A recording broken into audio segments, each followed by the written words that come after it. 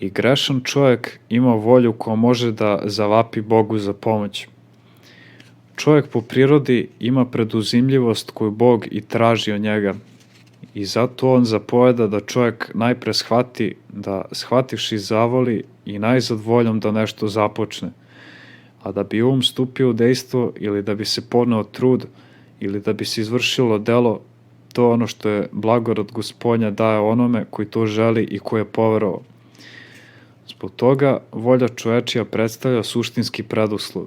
Bez volje čovekove po svojoj slobodi ni sam Bog ništa ne čini, iako bi to mogao kao svemoćan. Zato ispunjenje dela Duhom Svetim zavisi od volje čovekove. Opet kada damo svoju punu volju, Bogu svemu čudesni i potpuno nepojmivi, čitavo delo pripisuje nama. Iako se nije mogla izlečiti, iako je bila pod dejstvom bolesti, krvotočija žena je ipak imala noge kojima je prišla Gospodu i dobila isceljenje.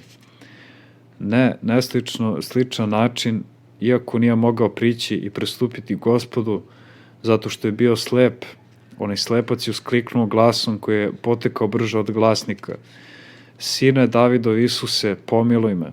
I na taj način, poverovavši, dobio isceljenje kada mu je Gospod povratio vid.